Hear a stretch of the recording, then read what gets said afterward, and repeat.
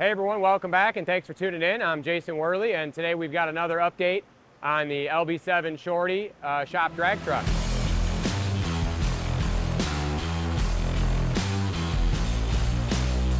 So we got the engine done on the dyno you saw in our last video. We've got it off the dyno cart and it is now setting in the truck. Not all put together yet. Still waiting on some parts to come back from powder coat so we can finish final assembly. But here we are looking at the outside of the truck, and we figured we'd give you an update today on the chassis, the suspension, the tire and wheel package, and what we've got going on the outside. So you saw the truck originally when we bought it, and it looks a little bit different now. I think the biggest piece that stands out is our new 20-inch diameter, 3-piece billet aluminum PYO style HD wheels that we've got built and put on this truck.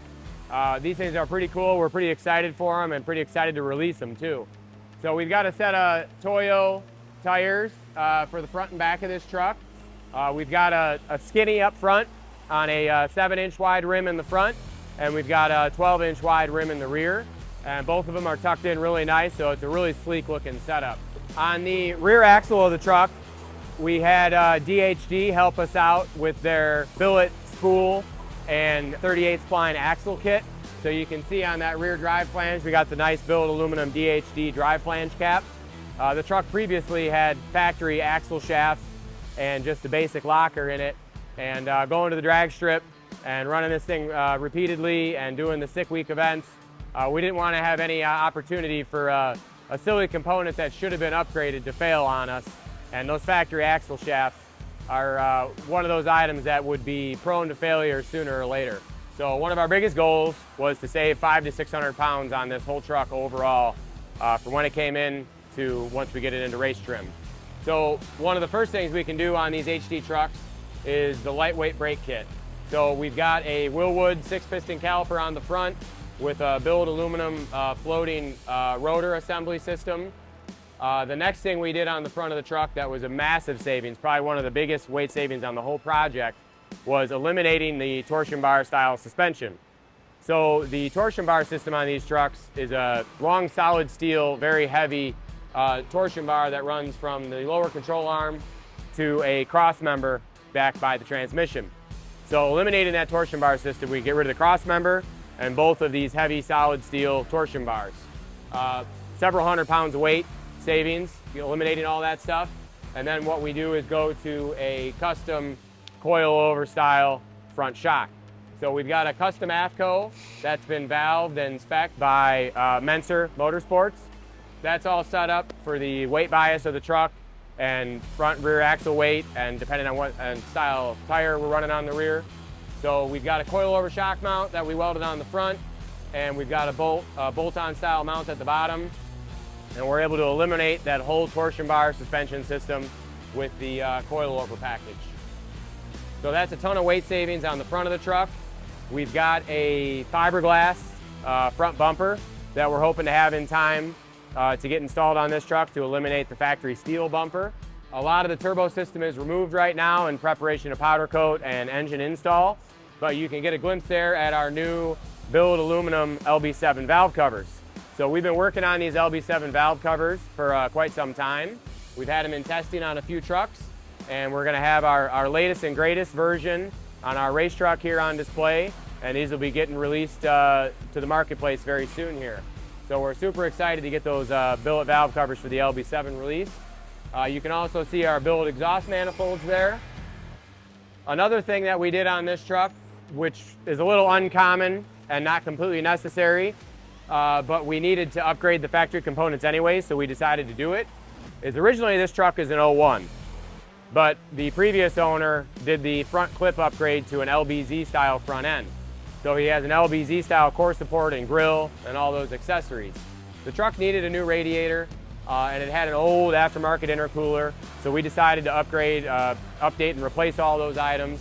And what we did is we actually put an LBZ cooling stack in the front of this truck. So the reason for that upgrade is it's a larger radiator, it's a larger intercooler, and it actually changes the intercooler outlet on the passenger side to the clip ring style with O-ring steel instead of the boot connection like the LB7 and the LOI typically has. So it's a larger outlet on the intercooler. It's a more robust, fail-safe style connection with the clip and the O-ring seal. And then it's an overall larger intercooler, larger radiator for better cooling capacity. We're going to be running a set of electric fans on the front of this truck as well, getting rid of the engine-driven one, and be able to turn those fans on electronically if we need to, if we want to help with cooling when the truck's not moving, but want to have the engine off. So that rounds out the upgrades that we did on the front of the truck. We'll move along over to the back and show you the 4-link system. All right, so here we are on the rear end of the truck, and you can get a good shot of the 4-link system here. The previous owner actually did a notch in the chassis to get that low ride height and allow that axle to move up as high as possible and really get that chassis sitting low. It's got same style coilovers that we did in the front, the custom AFCOs built by Menser. We've got those mounted on some adjustable brackets there with a proper sprung coil for the rear. It's got a sway bar and a track bar back there. A lot of that stuff still needs to be adjusted once we get the truck fully put together and do our calculations. You get a good shot here. You can see our dual caliper, lightweight rear brake setup. This is the same style brake kit as the front from Innovative Machine Products. Lightweight aluminum hubs, and then we got a total of four piston, 2 duals, and then a nice up close shot there of the DHD billet axle cover there. So the rear of the chassis is really solid. We had the axle out of the truck and we welded the carrier to the axle tubes. That just helps prevent the spot welds. The factory spot welds on the axle tubes are notorious for breaking, and then the axle housing essentially lifts up in the truck and becomes separated from the axle tubes. And we didn't want to have any of that kind of stuff happen on us and break any parts. So while we had the axle out of the truck, we welded up the housing tubes, so no need to worry about that. It's got a built-in drive shaft shield and loop built into the chassis cross members and 4-link system there. So if there's ever a drive shaft failure, it helps keep that drive shaft in place under the truck. You can also see our fabricated aluminum rear differential cover there, and you can just get a shot of the bottom of that fuel cell. The previous owner, when he did the short bed work and lowered the truck, the factory fuel tank obviously wasn't compatible, so he had a custom fuel cell built that mounts right between the frame rails behind the rear axle. We didn't do any changes there, just added a couple extra fittings. We moved the fill point up into the bed so it was easy to fill, and powder coated it and reinstalled it. So the rear of the truck is pretty straightforward, about as simple as it gets. Previously, it had an exhaust system that actually ran underneath the axle and came out behind the rear tire. For most of these tracks and for competition use, the exhaust has to point upwards. We didn't want to put a hood stack in the truck because we're still doing a lot of street drag and drive style events, and we didn't want to have that exhaust coming out of the hood. So we built a full 5-inch exhaust system from turbocharger down inside the chassis. And we're actually going to be doing a bed stack in the corner of the bed over here. So we've got a full 5-inch exhaust system we built, and we actually built that all out of aluminum, so it's nice and lightweight. So that was built, and I think it's back in the powder coat shop getting ceramic coated. Got the fast lift pump mounted underneath the back of the truck over here on the driver's side frame rail. And one other thing that we still got to get mounted is the transmission cooler. So originally the factory transmission cooler is mounted up front on the cooling stack. It's a pretty small component.